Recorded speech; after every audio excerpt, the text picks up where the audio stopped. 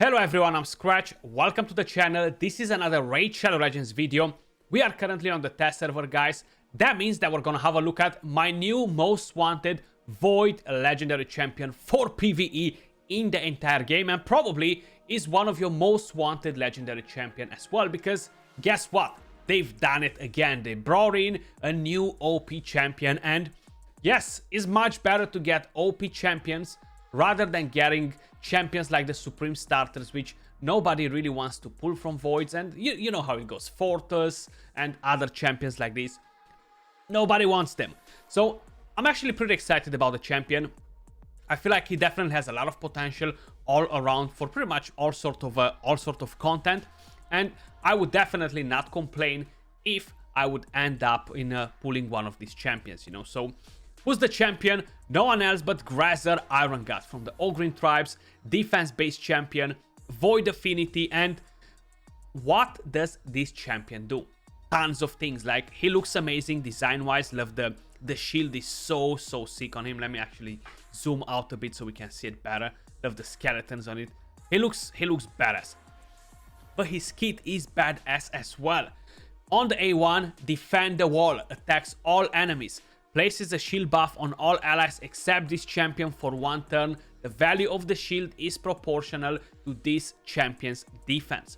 Damage based on defense. So this skill has the potential of dealing some serious damage on the enemy, getting a pretty decent shield on yourself, you know, on the allies. Then with the A2, healing bombardment on a 3-turn cooldown. Attacks all enemies. Heals this champion by 10% of the damage dealt, increases the duration of all buffs on all allies by 1 turn, damage based on enemy max HP, which is absolutely amazing. So we have Acrisia with 3-turn cooldown on the enemy max HP. We have Graazur. Of course, you have, what's his name? Armiger. He doesn't hit only like half of their damage. And the rest of the enemy max HP hitters, they're on a 4-turn cooldown. But this one increases the duration of all ally buffs as well, which is definitely very important, especially for Hydra.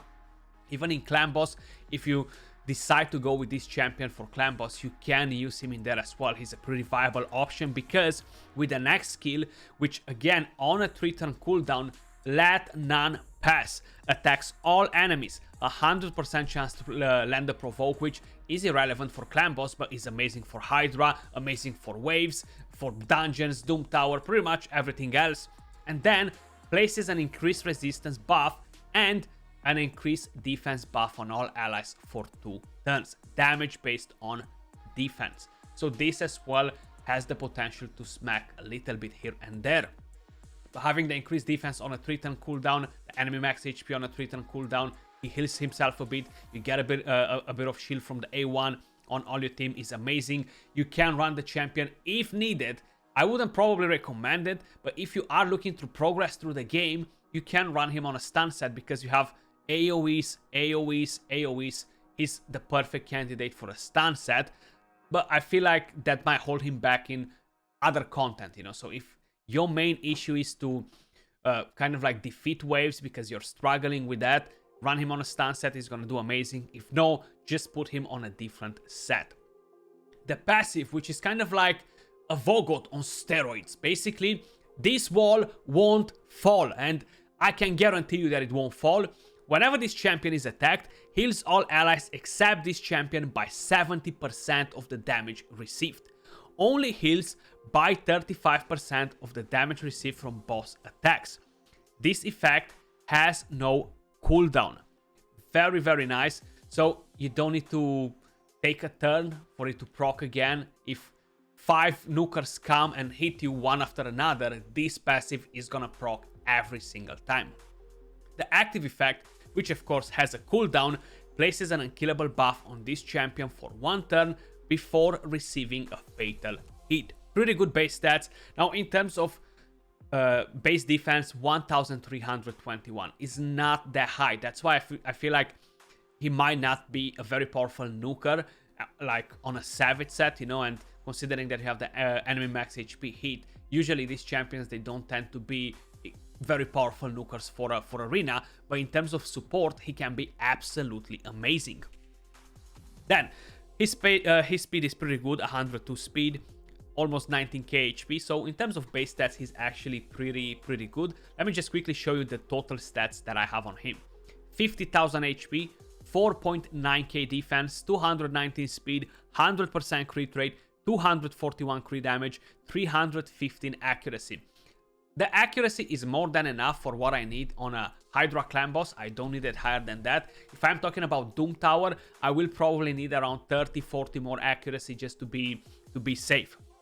Now I gotta say it, this champion is a bit harder to build than others because you need to prioritize speed, you need to prioritize some HP, the defense, and you need full crit rate, you need crit damage, and you need accuracy if you want to make the most out of the champion. So I'll be honest, it's not gonna be an easy build for most of you guys out there because you need to cover so many different stats, and if your Great Hall is not at a pretty high level, if your gear is not decent enough, it's not gonna be as easy to build a champion and kind of like get the full potential out of him. So it might feel a bit underwhelming early on because your gear won't allow you to use this champion to his full potential, you know. But once you're gonna start ramping up on the gear, you're gonna get to see his true value, you know. In terms of masteries, I went with offense and a support tree. I want to gain a bit of extra healing from the passive. We want to have a cycle of magic to help us with the cooldowns, and of course lasting gifts for the buffs. And then we have War Master as tier 6 because hey, we're gonna try him on Hydra. We're gonna see exactly what's gonna happen in there, how he's performing in Hydra. So this is not gonna be a guide on the actual team, guys. I just want to test out to be the champion, see how he performs in Hydra compared to the other big boy champions. We have a Graazur here, we have Husk. I want to see a bit the damage as well, the hits. I don't have a weaken on the team, so I'm not expecting to hit the enemy max HP cap on every single time when we are using the skill, but we're gonna get to see a bit of damage from there, you know, what sort of numbers we're getting. Plus we have provoke. Like, this champion is bringing quite a few things to the table, which is definitely amazing. When we are talking about damage, yeah, Graazur is an absolute different level with the enemy max HP hit because of the double hit, so not many champions will be able to compare with her in here. So I'm not expecting him to get near her, but I'm expecting him to beat Husk, you know. Okay, extra turn, beautiful, buff, another provoking there. Unfortunately, Graazur is always the one getting targeted by the head of Mischief. Not much that we can do about that. And the main thing that I do want to point out here is that we're constantly going to be able to increase the duration of buffs and pretty much keep a lot of buffs on the team. Now, I don't have him built with resistance, you know. So if the head of Mischief decides to go in and pinch the buffs from him, is not much that I can do about it. If we gotta prioritize resistance next to all the other stats that we have on the champion, it's gonna be pretty hard. So still better to stick with the champion that is the Mischief target. Like, I have Chris right here, Duchess has resistance, Ugo has resistance, plus I'm getting the resistance buff, which makes quite a bit of a difference. Now, the head of Mischief has around 450 or a bit under 450 accuracy on Nightmare, so you need 500 resistance, 500 plus resistance to kind of like resist it. That 3% chance is still gonna happen. This won't be long, guys. How you can see, turn 11 million damage. We need 36 million damage to 1 key Nightmare, and I feel like this team right here is gonna obliterate the Hydra. Now, with his A1, he doesn't really land a massive shield. Like, you can see, it's not really gonna be good enough to rely on it, especially for clan boss, but you could potentially do something with him in clan boss, right? And an infinite comp team, it might be a very solid champion for that. So we have a Graazur 348k hitting the cap. Same with Husk, and he hit for what, 100k with the A1. That was on the decapitated head. I feel like that's pretty good. I'm actually gonna manual a bit to be able to check the skills, you know. That's gonna kind of like give us a better insight. So Graazur, bang, look at that. Double hits is just disgusting damage, you know. And then we have him hitting the cap on everybody as well without a sweat. Husk is doing it too, but at the end we're actually gonna get to see the damage a bit better. I want to see a bit the A1. I want to see a bit the A3 in terms of damage. How I mentioned, he's on a Relentless. I'm not expecting him to do stupid damage like he would be on Savage, you know, because that is a bit of a difference, of course. You see, we're not hitting the cap on the Head of Suffering because we don't have Weaken on it, so that makes quite a bit of a difference. And what do we have with this skill? Let's see. Yeah, this skill doesn't hit hard. So we got 14k on the Head of Suffering. Definitely not crazy damage, but hey, if it brings some damage with the rest of the kit, I'm more than happy, you know.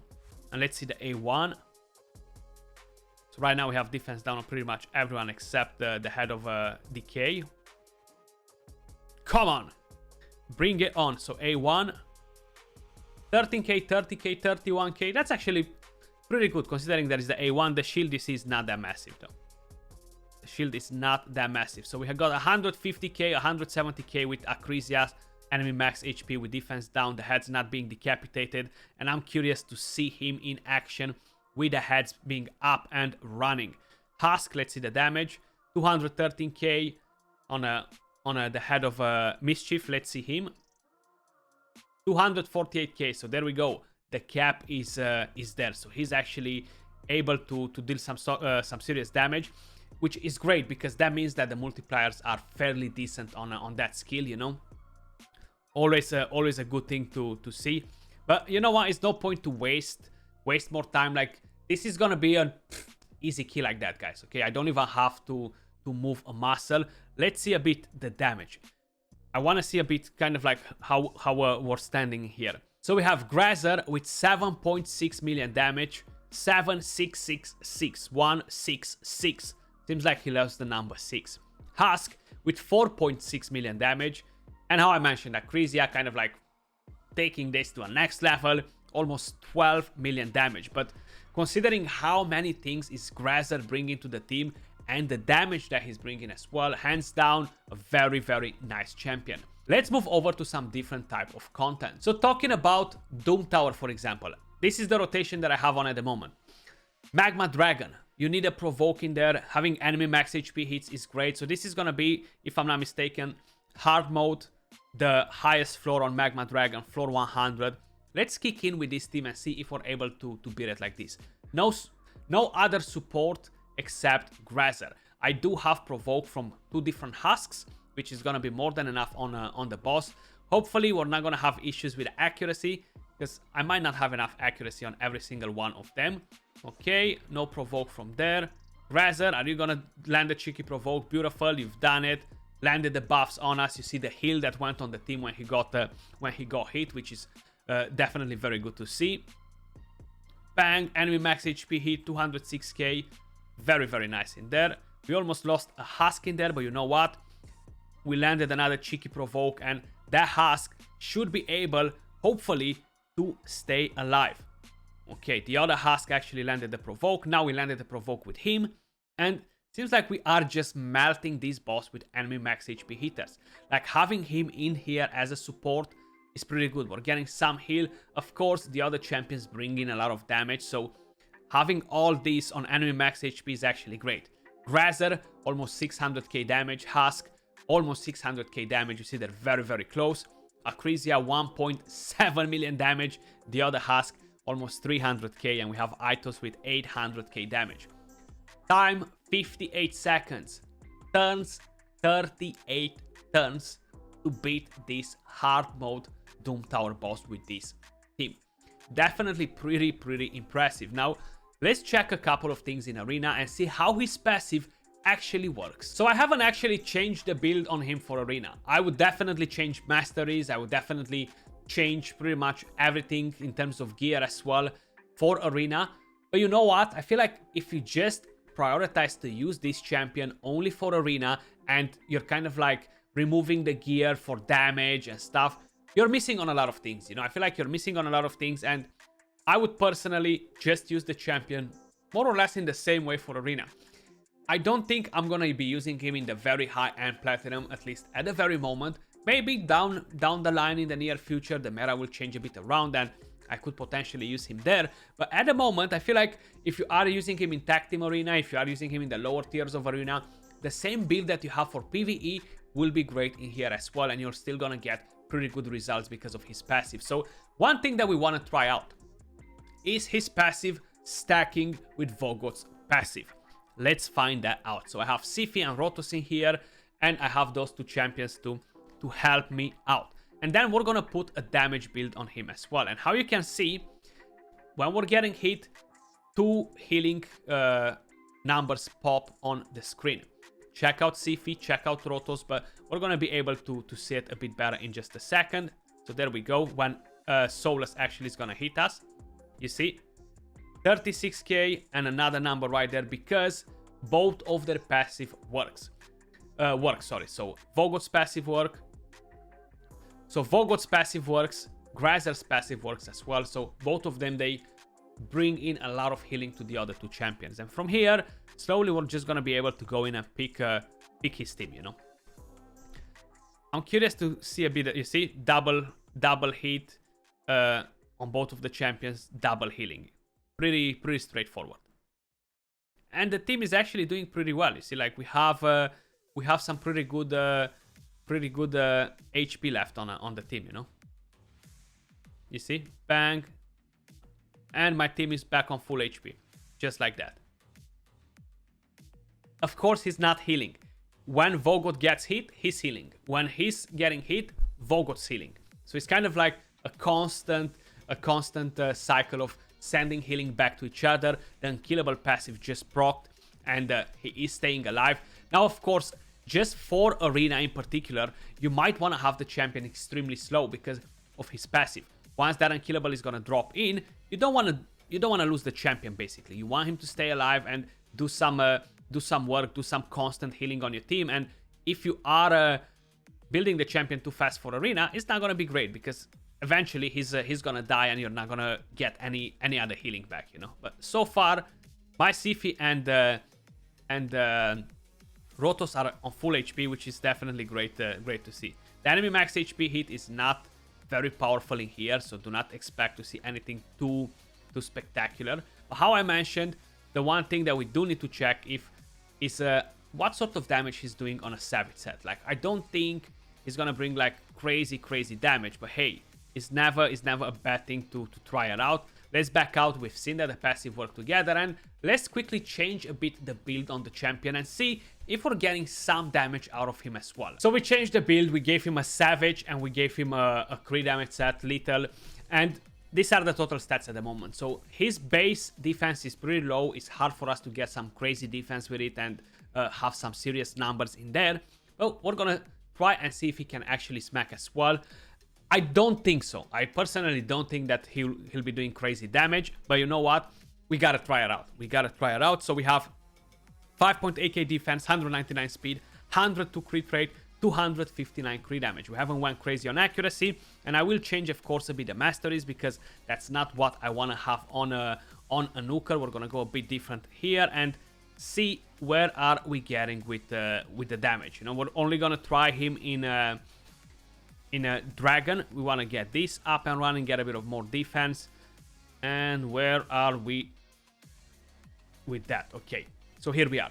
I wouldn't run this build on the champion. I'm gonna say it straightforward. I wouldn't run this champion on Savage, but some of you guys might be curious if it's max. So hey, let's go in and try it out. The good thing is that he's bringing his own increased defense, which can be pretty helpful, I guess. So there we go. Recently used first. I'm clicking on the wrong one. We have a defense aura as well. Let's bring it in. Let's bring it in because why not? Defense down, weaken from Venus in here. And let's try with this skill. Attacks all enemies, has a chance to provoke, places increased resistance and increased defense. Now the main thing is that he attacks and then buffs. So that's going to make a difference on the damage, you know? You see? So the buffs come after. That's not affecting the damage. That's why we're going to bring in a Siphi the next round. At the moment, this is actually pretty good. So enemy max HP hit coming in play.